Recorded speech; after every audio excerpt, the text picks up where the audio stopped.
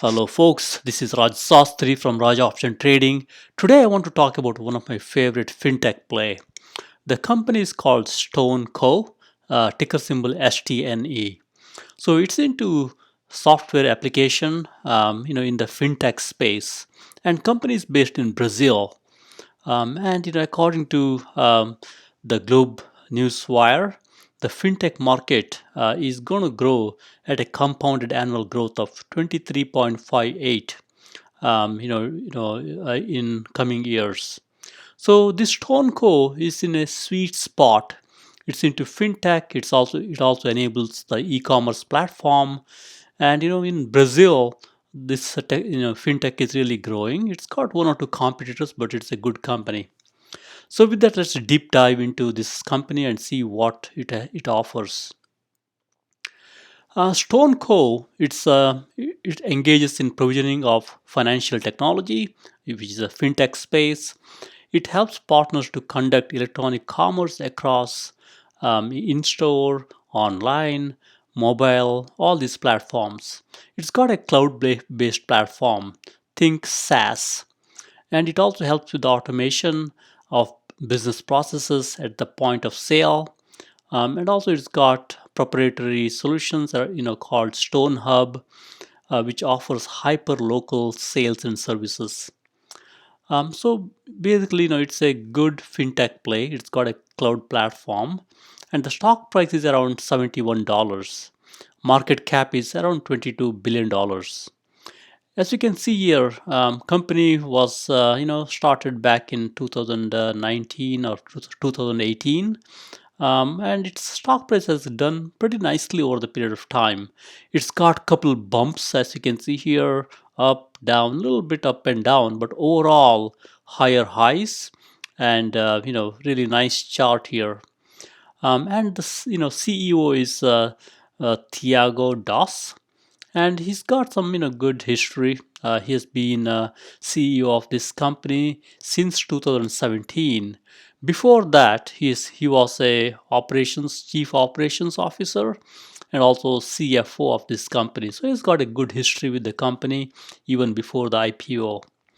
And he also founded a company called Pag Taxi, and he's also he's got a good background, and he's also on the board of some partners here. And one more thing to know is Warren Buffett backed this company during the IPO, and Berkshire has got around $1.2 billion of investments in this company. So, which is a good thing to have, I guess. Warren Buffett is a very dominant personality with these investments. And StoneCo, according to the headlines, StoneCo shares are trading lower after the company reported earnings on Friday. So it's basically a earnings play. After the earnings, stock dropped. Something which happens often. And StoneCo is raised to buy from hold by HSBC. Even as the stock is dropping, I think there is a buy rating from a upgrade from a HSBC, which is a good thing. And from a key competitors perspective, it's got some competitors. The biggest one in Brazil is Pagazero Digital. Its market cap is a little bit smaller than StoneCo, and PayPal, Mercado Libre. Also, in some capacity, they are also competitors, and they got some local companies also. From a performance perspective, this last week stock dropped 6%, mainly because of the earnings, and monthly basis it's dropped 18%. Quarterly basis, a little bit here, and on a 1 year basis it's up. Year to date it's a little bit down. So I feel it's a good opportunity because earnings pullback expected. So probably it's a good probably it's good to invest. Let's deep dive and find out, is it worth investing at this point or not. From a fundamental perspective, the way this chart is organized is we got quarters here. Basically the quarters of Tone Co aligns with the financial the calendar year. So December 31st was their fourth quarter. We have all the quarters here and their revenue and market cap. So from a market cap perspective, I think they dropped a little bit. It was 25 billion back in 930. Now they're at 22 billion. This stock price drop accounted in a little bit depreciation in the market cap. From a revenue perspective, I think in the last quarter they did pretty okay, 27% revenue growth over 2019. Revenue, which is good. And historically, they've been doing pretty okay from an earnings surprise. They surprised with the earnings last 5 quarters. They had some misses before that. So I think overall, the reason stock dropped is this quarter during the earnings they surprised on the negative side. Analysts were expecting more, but they surprised with a negative 11.20 million revenue decrease. From an EPS perspective, I think they did well. It's an inline EPS, not great, but inline, which is okay. But they have a some history of in the past they have negative EPS surprise twice, and some negative earnings surprise. So it's this company is known to negatively surprise on the revenue or EPS at times. From a gross margin perspective, I think it's doing pretty well. Typical SaaS play 77, 70, which is good. Net margin also pretty good. They also improved the net margin in the last quarter. And from a valuation perspective, PE ratio is a little bit higher side. It's understandable. These e-commerce and fintech stocks, they have typically have got a higher PE ratio, and price to earnings ratio is a little bit manageable. It's not too bad for a fintech and a software company.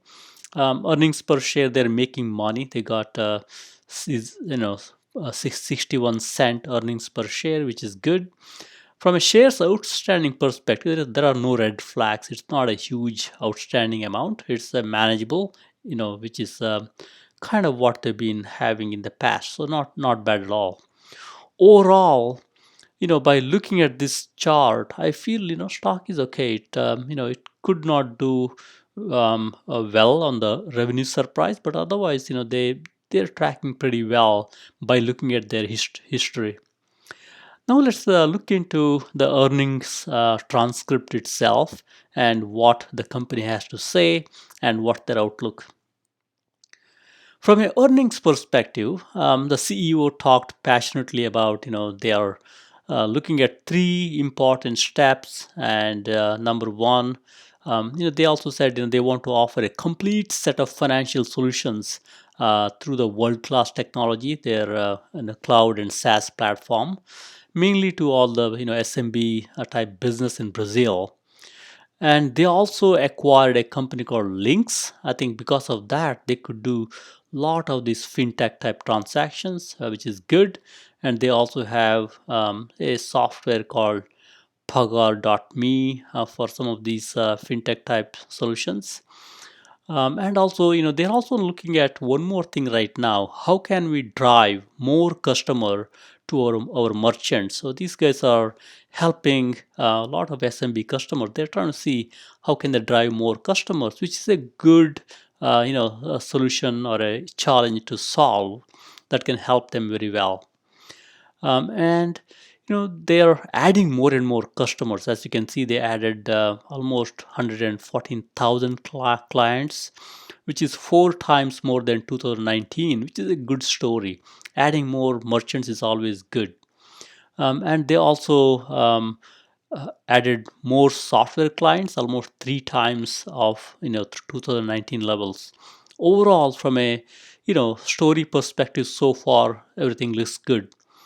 And from a in 2019, 10% of their SMB acquiring clients used their financial products. So in 2019 it was 10%. In 2020 it's jumped to 34%, which is a good story. And also their software and payment solutions increased 22% in 2019 to 30% in 2020. Again, a good story here. And their total payment volume, or TPV as they call it, it also jumped very well. They had a 150% jump, despite of COVID.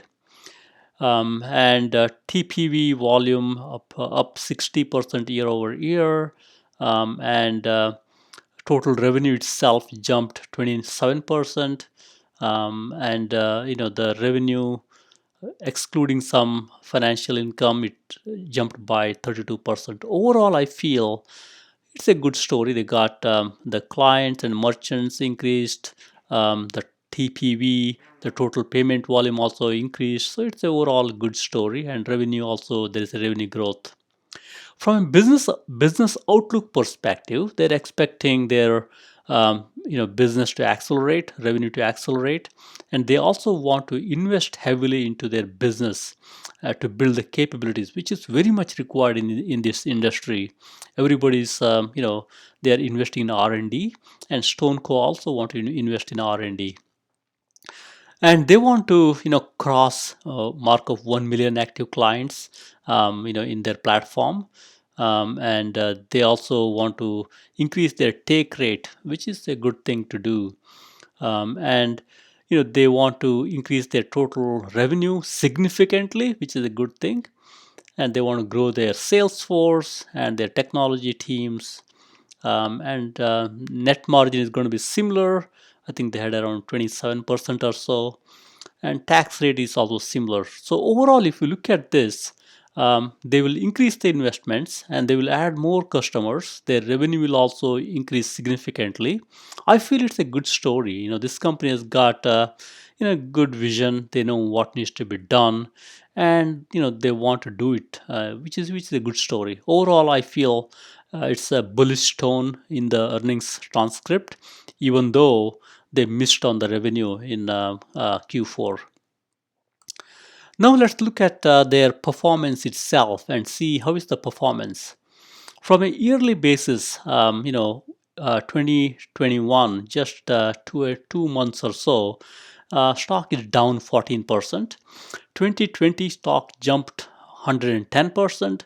2019, it's up 116%. So overall, two very good years from a performance perspective. This year they're a little bit, year to date low, 14% down.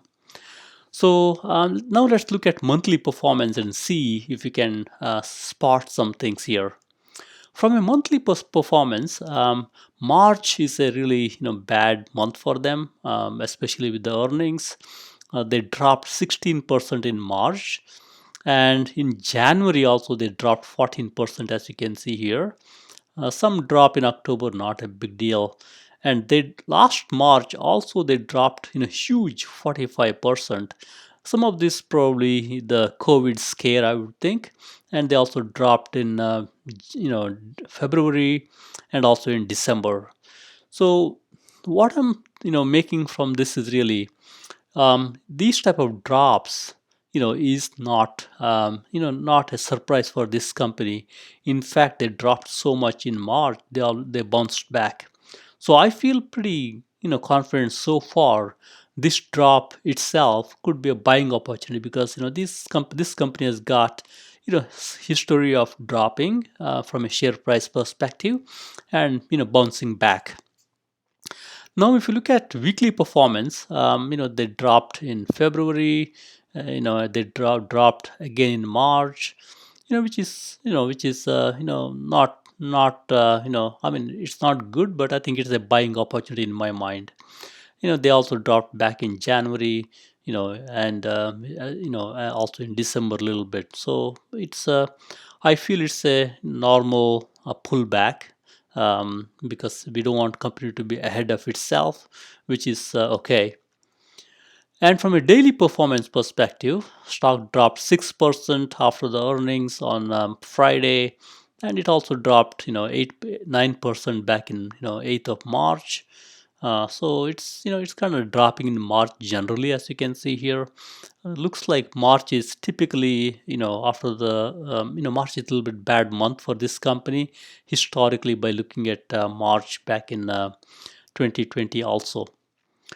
So overall, looks like, so far we are doing okay. It's seems to be a buying opportunity on the pullback. Now, if you look at a monthly performance across the years, the way to read this chart is we got years 2020, 2021, 2020, 2019, and we got yearly performance, year high, year low, and all the months here. The way I look at this is really to spot any seasonality in the stock fluctuations. So by looking at this March, a down month here, 16% down after the earnings. March down month back in 2020. January was a down month like this year. February was a down month last year. So it's I think looks like March typically this stock pulls back. At least it did last year. So this stock does have good pullbacks around the along the lines. So there is some pullback here, more pullbacks here. Just after the IPO also it pulled back pretty hard. So nothing new for this company. It pulls back, but it bounces back again. So next, let's look at a chart. Let's look from a technical perspective.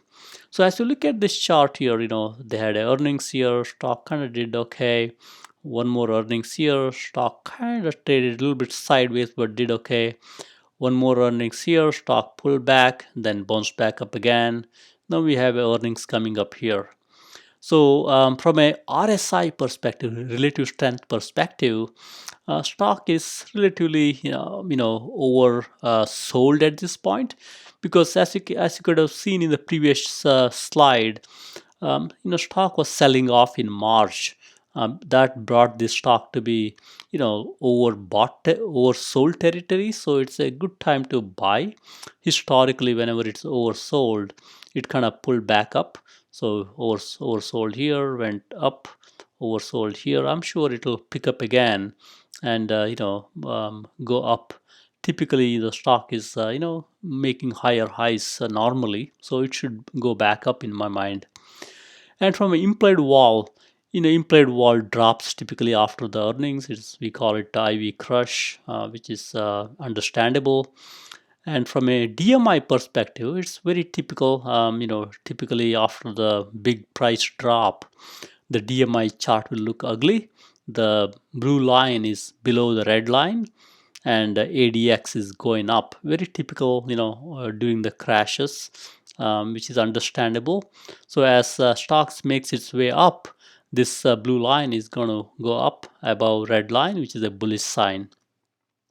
And from a on balance volume perspective, even with this drop, folks are still buying this stock. So that's why on the balance volume is did not take too much hit.